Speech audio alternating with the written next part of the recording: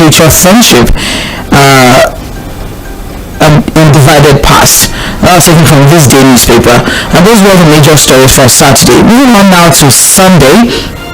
Clerk to CJN corrects grace anomalies in judiciary. That was taken from the Nation. Special report. Lawmaker inserted same project 4 times in Nigeria's budget. That was taken from Premium Times. Ex-APs goes viral. That was taken from The Sun. Rivers Assembly. Why we defected to APC, says Amara Wule.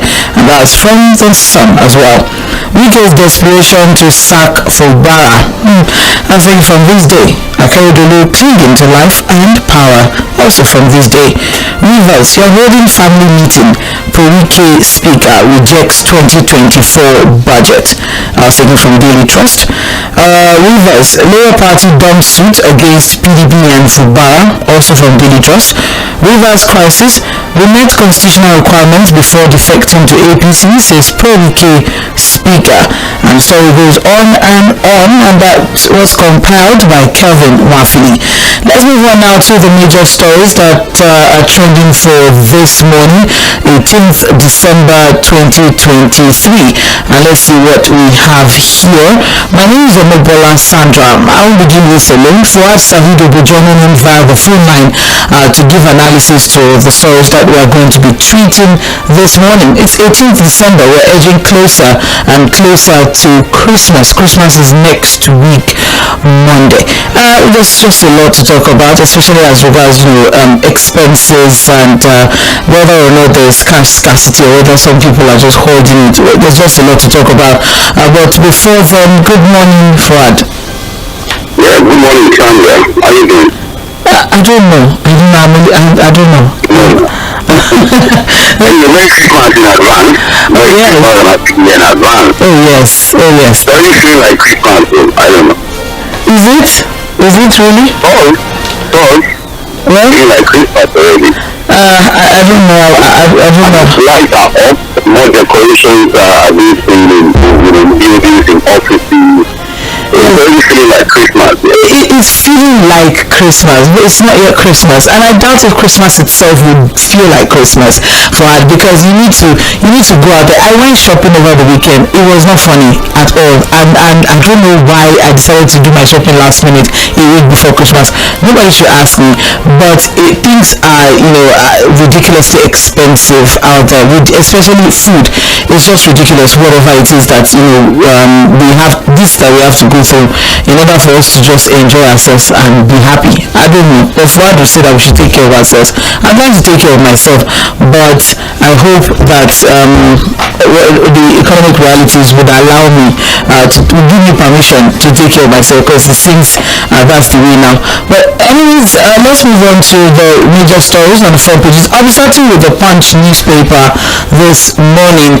The major headline on the front page of the Punch: Christmas shoppers condemn naira scarcity, ATMs dry up. We have riders that poultry dealers, local stores insist on cash. Consumers buy naira notes from petty traders. Customers lament hardship. Hoarding worsens. CBN expect banks to disburse more cash. I really can't understand what this is all about, because I spoke with a banker friend. Let me just put that. I spoke with a banker friend over the weekend. What exactly is going on? They said, I don't know. Our own bank, we have cash. I don't know what exactly is going on. I really can't explain it. And that's just one bank, though. I mean, there are so many other banks. There are so many ATMs and POS machines. But then, about a week to Christmas Day, shoppers are seriously lamenting worsening naira scarcity. A lot of people are expressing frustration over their inability to make vital purchases for the season. Findings have shown that banks were still rationing cash over the counter, while several ATMs did not dispense cash. This particular research was taken from ATM galleries in Lagos, Abuja, Oshogbo, Makurdi, Sokoto, Edo, Gusau, among others. Observed that many ATMs have run out of cash. I don't know if it was a weekend thing, because usually over the weekend it's difficult to withdraw, via the ATMs. But then, what exactly are your thoughts of this particular situation? Is it a naira scarcity issue? Do you think people are hoarding? Do you think it's a normal Yuletide season thing? It's a normal thing, Christmas, things just go up and money is not available? Or what exactly is your analysis of this naira situation? It can be a normal thing, and I think in my adult years, the only time I can remember that there was naira scarcity, you go to the bank, you can't withdraw your money, or of course you look at the teller machine, and the maximum you can withdraw is 5,000 naira. One thing they basically So, well, for Christmas, New Year, what you find most times in the past that would be fuel scarcity. It's always the thing, December is coming, fuel scarcity returns and all of that. But for you to have a piece of what we saw earlier this year, is what is troubling a lot of Nigerians. And what exactly is going on is this supposed to be another CPM policy? Or because again, there is no reason because again, I've also spoken to a number of bankers and they're not even sure what's going on. The only thing is that look, you go to the bank now, the maximum they give over the counter is maybe 10,000 naira. And this is like they're even looking, they're not even giving. You go to the ATM, maybe like the 5 ATM points, only one will be dispensing, and the maximum you can withdraw is 5,000 naira. So it's completely confusing, and the CBN has not really come out to say anything that you can hold on to. The deposit money banks, commercial banks have not really said anything. And so it leaves a lot of Nigerians speculating as to what is actually going on at this time. People that this is another policy to try and tame inflation, because again, Nigerian growth statistics is saying again inflation is about 32.74%. Headline inflation is about 27%, and the predictions are going before the end of the year is by actually 10%. Again, nobody is sure as to what is actually going on. And unfortunately, because again, Hello? Hello? Yes, let me see. I say this is the time that a lot of Nigerians will be cash, for purchasing of food items and all of that. But Christmas is here. For Nigerians to now be faced with this situation again is very unfortunate. Very unfortunate. And another thing to make it even so much more interesting or so much more frustrating is the fact that we have poultry sellers and local stores are now insisting on cash as means of payment for their goods. Many customers want to buy saying they don't have cash. Some people, I don't have a bank account, so I can't accept transfer sadly. So it's almost like, okay, we're back to the fact that now even the small medium scale enterprises now have to find a way to have bank accounts, because now there's no cash available and people are saying, see, I need to transfer, or do you have a POS machine for me to make payments? I tell you both that we're not going to get to the point where we now start using money to buy money again. That was one of the legacy money. We are getting there for hand, because based on reports, some people are going out of their way to get cash, because when you go to the market and the market woman is telling you that I'm not collecting transfer, I don't have a bank account, give me cash, and you need to buy because you need to feed, we need now, we need it. So in order for you to be able to afford basic necessities, you have to go the extra length. POS operators are saying the option for him, some POS operators are saying that option for them to keep their business afloat, they have to source for cash from traders and market sellers. That's another reason why you see these traders and these market sellers emphasizing on they will sell the cash eventually. They will now sell the cash to POS of exactly. The racket has started. That's it. So it's almost like we're back 360 to January, February 2023. It's very unfortunate. The sources are saying some banks, according to the reports in Punch, some banks are saying, they don't have enough cash, and so they're trying to ration what they have available. A top bank official of one of the commercial banks said, we are still rationing cash to customers, but if the cash supply increases, we will give out. We don't have enough, even for our ATMs. Maybe if the CBN release more cash, we have more. So who exactly should we flow with? Should we go with the bank? Because the CBN, is saying that, there's enough money, we sent enough money to this. Where is the money now? But the banks are saying the CBN is not giving us enough. So whatever it is that we have is what we're trying to manage. So is it the CBN will go after? Is it the banks? It's hard. But it's supposed to be, again, I don't know why anybody will be holding cash at this time, unless there are things that are happening that we don't know about. Because again, one would think that the money in circulation, is still supposed to be in circulation. To go around, exactly. Yeah, it's to go around, unless there's a withdrawal of those money in circulation by the CBN.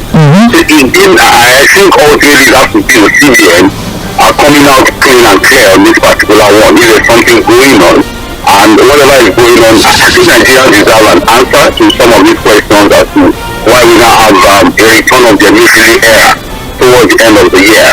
Clarity is very important, and accountability to on things like this. And unfortunately, we are not getting enough information as to what is happening from the CBN, and it's unfortunate. Well, is it CBN, is it commercial banks, or is it people that are just in panic mode and holding cash? We'll get to find out, or hopefully we'll get to find out. And I really don't know the true picture of things. I doubt if there's anybody holding cash. But why do you want to hold cash to achieve what? Because panic mode. There's no cash in the bank. Let me keep the one I have. When you hold the cash, you have to spend it eventually. So we're saying that the cash is not even in circulation. Alright then, the story is on page 2 of the Punch newspaper. Christmas shoppers condemn naira scarcity, ATMs dry up, customers are lamenting hardship. CBN expects banks to disburse more cash. Poultry dealers, local stores are insisting on cash as consumers are now buying naira notes from petty traders. The story is on page 2 of the Punch newspaper. Also on the Punch newspaper, we have here Aᴊɪʲᴜ worries over rising armed robberies in Southwest. That story is on page 9 of the Punch newspaper. So what we have from that particular story is there's the Aᴊɪݹᴜ social-cultural and political organization has expressed worry over the resurgence of armed robbery in Southwest, and have called on the federal government and security agencies to rise up to combat the rising cases of insecurity, particularly armed robbery and kidnapping. And they mentioned the armed robbery attack at two commercial banks in Ekiti State last week Wednesday, which resulted in the death of 3 Amotekun security personnel, in addition to harm that was inflicted on some other innocent people. Also, aside from the Ekiti incident that was just last week Wednesday, just barely 3 weeks or so ago, or a month or so ago, Mr. Taiwo Oyèkánmi, a director of finance in Ogun State, was murdered November 29, 2023 in Abeokuta by armed robbers who went away with millions of naira meant for government workers. And also reports have it that 7 people were kidnapped, while 1 person was killed last Monday at Fìdíwó on Lagos-Ibadan Expressway. There's also the case of Miracle Adireti Kolawole, a 13-year-old who was kidnapped while returning home from school on Friday in the Ikotun area, and was confirmed by Afoka police station in Egbeda. Towards the end of October, there were so many other reports that from different parts of Lagos that were published as well, and ransoms are being paid, and also it's a matter of serious concern that a few weeks into the Utah period, commuters on the highway have to travel with serious caution for fear of being attacked. And also the Aᴊɪṕᴜ has called on President Bola Tinubu to address the political, economic and ideological factors responsible for insecurity in the country. The first thing to do, they say, and I'm quoting, is to urgently allow states and local government areas to establish police services and be in total control of the services with enhanced welfare. Also, a quicker dispensation of justice so that those that are arrested can be tried, and it can send as a strong message to others. Well, that's the story, and it's on page 9 of the Punch newspaper. For the call for Aᴊɪṕᴜ over insecurity, rising insecurity in the southwest. If you look at what Aᴊɪṕᴜ is saying, again because it's Aᴊɪṕᴜ, I think they're just concentrated on the southwest. This situation is across the country. In different dimensions, we are talking about robbery and all of that in the southwest, and killings that are coming from it. The reality is that, like they have said, there are economic factors. When you have this harsh economic situation, naturally crime rates will go up. Even when things are good, there's always a tendency for crime. But now you have a situation where poverty is on the rise, education is on the rise, the economy is not looking very, very good. Things are very tough for people. So with that, you're going to have more incidents of robbery and criminal activity. So again, they have said that they should look at some of the economic factors triggering more of these crimes in the southwest. The other one is the political will to do the right thing, and it's like you read out, Sandra, we always talked about it. When are we going to get the president to really activate a legal framework for all to have what's called a state police? Because again, I think the consensus, everyone seems to have agreed that look, the current policing structure is not working, and it did not work. And so we need to quickly do something. Everybody now understands that look, policing has to be local. Because again, intelligence gathering itself makes a whole lot of sense when it starts at the local level. So, and it's also going to help. Recently I was having a conversation, I think with your state, that look, the entire police force in Nigeria is less than 400,000 personnel. So, and I must tell you that more than half of that personnel, police personnel, are working over VIP. They are attached to VIP. So the remaining is what's there. And how can that remaining number of the police personnel adequately secure over 200 million people standard? So the current policing strength you have is so inadequate, apart from the issue of welfare, lack of capacity in terms of intelligence gathering, again equipment, lack of proper equipment and all of that. So it's a whole lot of work, and it has to start now. This is the time for President Bola Ahmed Tinubu, who is also a major proponent of restructuring, which also goes into this state policing conversation we are talking about, to start a legal framework immediately for us to begin to have a situation where states can run their own policing structure and even local government. So again, Aᴊɪṕᴜ is not saying anything new. It's something we have always said, and it's good that we are reiterating it again, and we are waiting for President Bola Ahmed Tinubu to act on this. Right. Stories on page 9. Moving on now, we also have here U.S. lawmaker wants Nigeria on concern list over blasphemy killings. And that is on page 8 of the Punch newspaper. So just very quickly, a member of the United States House of Representatives, Christopher Smith, has asked the U.S. Department of State to include Nigeria in the list of countries of particular concern over the rising cases of religious persecution in the country, including killings for blasphemy. And for one too many situations where someone says something, you're not okay with it, that has to do with any religion or whatnot, and then the next thing they are throwing tires over the person, they are stoning the person, and killings that have religious undertones and all. What do you make of this call by Christopher Smith? Well, I don't know what he intends to achieve with telling the United States to put us on the list of countries with special concern on the issue of killings from blasphemy.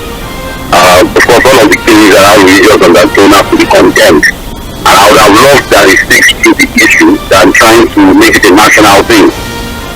Every country has its own challenges. One of the challenges we have, I think most especially in the northern part of the country, are killings resulting from allegations of blasphemy and all that. So it's a major concern, a major source of worry. When politicians, especially when it comes to Western politicians, when they just make general statement that it's a Nigerian thing, yes, it's been worried. Just because I went on to the meeting comes and say, oh, if you don't get the elections right, what we're going to do is issue visa ban on Nigeria. And I'm sorry, I just get a bit worried when neo-colonial statements are made. But the reality is that we have something that we need to talk about. We have a problem with religious extremism. We have a problem with religious intolerance. But all of that still goes back to leadership, Sandra. It goes back to education. It goes back to proper orientation. It goes back to economic empowerment. Look, Sandra, when you are exposed, when you economic empowerment, when you are busy with your life, when you are well educated, there are things you don't just do. There are things that don't just come into your mind naturally. If you understand. And these things are quite troubling. I can't forget Deborah. I was told today, I think it's Tağᴇ State. What has happened after that thing? Has anybody been prosecuted? So when things like that happen, the brazenness, the impunity, and they feel that you can do it and get away with it, more will happen. So it's left for the leadership of the country to sit down and say, no, the law is the law. We are not a banana republic. It's not a country of barbarians. Even if there's an allegation or something like that, can you let the law take its course? And it's not the first time. We've seen people beheaded before. I remember a particular case also in the north where someone was alleged to have committed blasphemy, was arrested by the police, kept in the police station, and before the morning, the man was beheaded right inside the police station. And nothing happened. So it's a very terrible situation. It's very sad. It's unfortunate. But again, fight all again to poverty of the mind, poverty of the pocket, lack of education, lack of economic empowerment. You lump all of these things together, it's extremely difficult to get people to pay properly. Thank you very much for that, highlighting the fact that Nigeria actually has the highest record of religious persecution cases recorded globally, with 90% of such cases recorded in Nigeria. And there's a concern that Nigeria, being the most populous country in Africa, and with the weight and might that Nigeria has in Africa, also has the largest economy. Nigeria wields a lot of significant influence in sub-Saharan Africa, so it's a serious concern for them as regards American interests, and also International Religious Freedom Act requires this particular attention. Well, the story is on page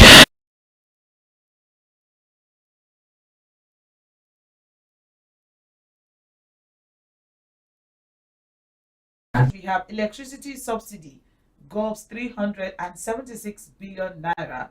Consumers pay 783 billion naira. And that story is on page 22 of the Punch paper. You know what? Anytime I hear anything subsidy in the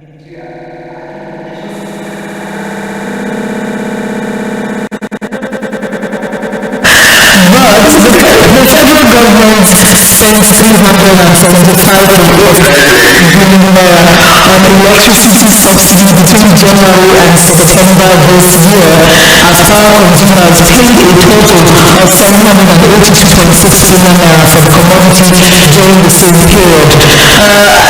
It's interesting the fact that the federal government is subsidizing electricity, because I think it's about 76 months or so. It's going to be some gradual phasing out.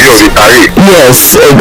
phasing out of the subsidy, but Some latest subsidy figures obtained from Nigeria Electricity Regulatory Commission showed that the federal government actually subsidized electricity in the first, second, and third quarters of this year.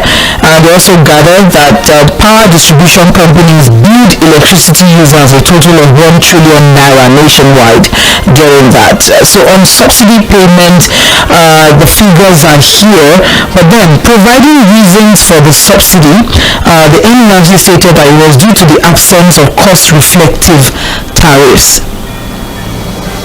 So what cost-reflective tariff? Thank you. This is a big question. So how do we determine cost-reflective tariff? What are the measures that you use to know that, okay, this is what you are supposed to pay? Yes, this is what you are supposed to pay. This is what you are paying. So the government has to. We have the Nigerian Electricity Regulatory Commission, which is supposed to regulate tariff tariffs, and all of that. But the problem again, Sandra, is that everything that happens in other times that looks good and helps people. You bring the same thing there, the same temperature, you expect it to work seamlessly, it becomes a problem. I always say this, Sandra, subsidy is not a problem. All over the world, governments find a way to subsidize things for their people. They subsidize public transportation, they subsidize public health, public education, even electricity. Subsidize it, to create some form of succor and make the lives of the people better. But in Nigeria, we keep out into those things and mess it up completely. It's extremely difficult for anybody now in what is supposed to be cost reflective tariff in the electricity sector. Now we are having bogus figures as subsidy payments on electricity. That was how petroleum started, China. Our became a problem. Now we are getting these huge figures. The problem is that look, to get these huge figures, people are still complaining, it's still on blackout. People are still saying that look, the tariffs are high, and basically they are paying high tariffs for blackout. The service is not improved substantially. So it's still a terrible program. That's why people are voting. The structure we have in the country should be done in a way. Let's restructure the entire power sector. Let's have situations of smaller units taking care of generation, transmission, and distribution. This thing lumped together is not working, it will not work. I think smaller units will also engender more accountability and affect better. The smaller the better it's easy for you to put into those things, and also demand performance in terms of service delivery. Thank you very much, Fuad. Well, speaking with the Punch newspaper, the president of Electricity Consumers Association of Nigeria, Tǧᴇ James, said there is no clear indication as to whether the government was paying subsidy on electricity as claimed. And that's coming from Electricity Consumers Association, because if people are still paying as much as almost 800 billion for electricity, then what exactly is the cost? What exactly is the market price? Yes, when you say that, okay, it's not cost reflective, so what's the reflection? And what are the determinants of that cost reflective tariff? So what determines the margin, and who is saying what? What is saying what, and what the rate? What's the level? All of this, it just boils down to the fact that there's no communication. There's this huge communication gap between the federal government and the people. Nobody says anything. They just do their thing, and then we just do our thing. Like, what's going on with all of that? So they do their thing and it affects us. That's the problem. It's not if they do their thing and it does not affect us in different ways. Okay. They do these things. There are no clarity to these things. There's no publicity, no accountability. Too many questions without. And it affects us. That's why we have to continue to complain. Now it's now rising subsidy figures on electricity. We started with petroleum, it became a problem. It has come back now, nobody is saying anything. Now it's electricity, even though the service in terms of power supply is still at the lowest. So I just feel that I hope that again we're not going to run into trouble again with this conversation around the subsidy. Airlines Dangote in talks over diesel and Jᴏɪṛ, and that story is on page 21. So just very quickly, let's run through this story. It says here that local airlines under the aegis of Airline Operators of Nigeria and local producers on the platform of Manufacturers Association of Nigeria have begun plans aimed at getting Dangote refinery to prioritize diesel and Jᴏɪṛ supplies to local carriers and manufacturers. And this is coming after indication emerged that Dangote's diesel and aviation fuel will hit the market by January 2024, and this was after about 1 million liters of crude was supplied to the facility. Let's not forget that some months ago Dangote hinted that refined petroleum products would be from the facility be sold in the international market. So yes, so there's a lot to take away from this particular story. Would they actually have diesel and Jᴏɪṛ by January? And also, when so local suppliers or local carriers or local manufacturers now, what would be, what would be the force for them as regards, cost reflection now? As regards cost reflection, since Dangote refinery is aiming for the international market. Well, again, we have a 20% stake. That the NNPC have committed to the Dangote refinery. And I know the 20%, I'm not sure, will be adequate, to supply the local market. Not even this time that the NNPC is also operating with a lot of commercial and profit-making orientation. The first thing is that Dangote would have to check the books. It's a private entity. It's all about profit-making. And we're going to check whether supplying the local market is giving that kind of profit or not. Remember that there are also debt obligations that it has to sort out. Apart from the local money they got in financing, the settlement of that refinery, I'm sure there are also foreign money they have borrowed to set up that refinery. So he needs to meet the debt obligation on the setting of that refinery. He also needs to make profit. He's a businessman. It could be still difficult. I think we are also the one that look, his concentration will not be totally on the local market. But it's nice that the airline operators are already in talks with him. The manufacturers are also in talks with him. That's why we are also saying that look, if that goes to refinery start operation, can we also get the federal government to ensure that our local refineries also start to work with the ones that is owned by government, so that we can have